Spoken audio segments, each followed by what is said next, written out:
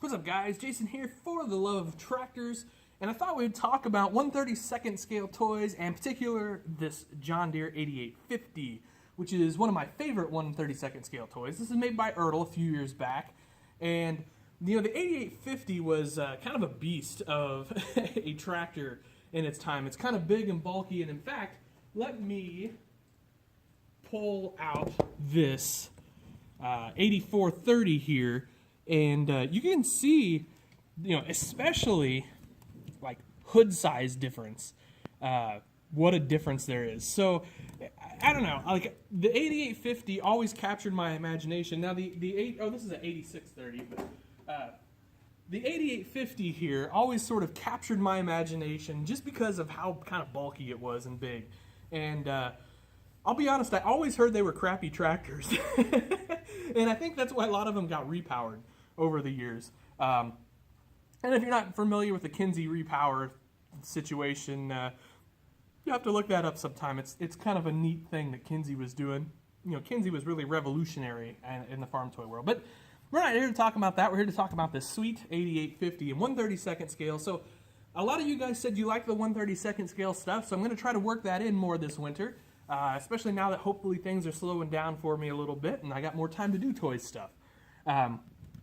Anyway, we've got some duals. These are not like a clamp-on style dual, and you can actually see here, which is interesting, this is a Goodyear branded tire. So that's maybe a little bit unusual in the farm toy world. I mean, I know there's the Firestone series out there and all of that, but so some interesting logo branding going on there.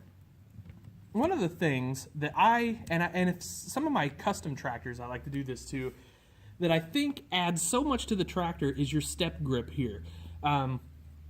It's just a little detail that adds a lot of punch to the tractor, if you will. Now, this came with it, so big props to ertl for that. If you wanted to do this in a 1/64 scale, 1/16 scale, something like that, here's a little tip. Get some sandpaper, like 1,000 grit, 2,000 grit sandpaper works perfect for step grip. So I think in typical ertl fashion, these handles are a little chunky, but what's odd is this rail right here, I think, is the perfect size. That looks very proportional to me and looks great.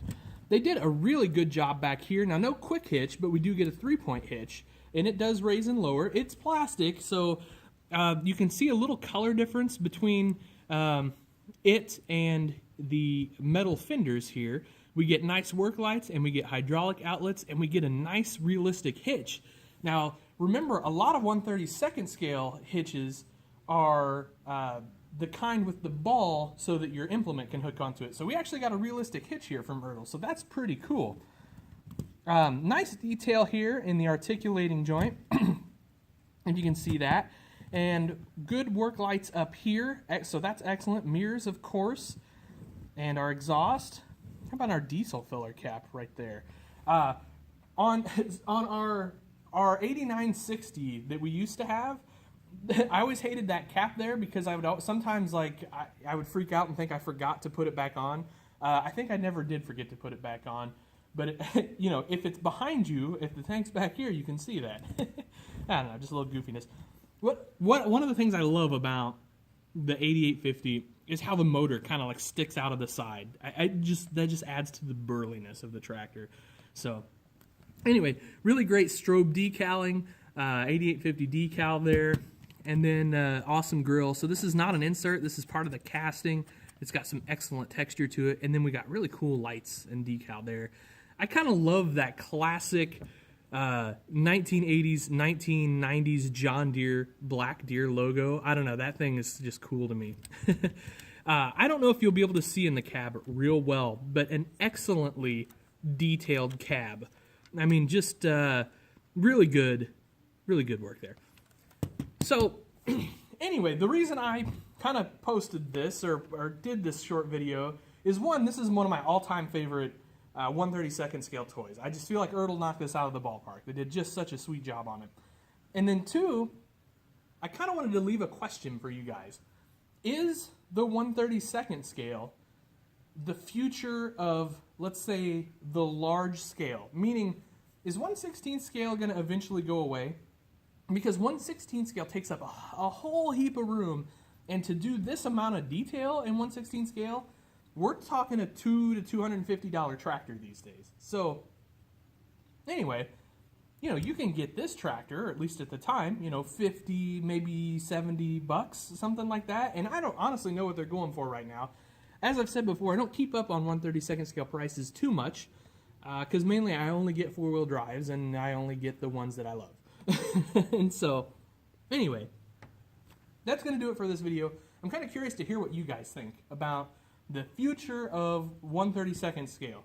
Because obviously, as you can see from this tractor, the potential for detail is incredible. And this is a sweet tractor, so maybe we could see some really big implements, or I don't know, all sorts of stuff. The potential's limitless there. So much so that I've even wondered if I ought to get into making parts for 1/32 scale, because I sort of have a feeling that's going to be a thing in the future. Alright guys, that'll do it. We're running at 6 minutes here. And as always, hope you guys have a wonderful day. Treat each other well, and happy tractor hunting.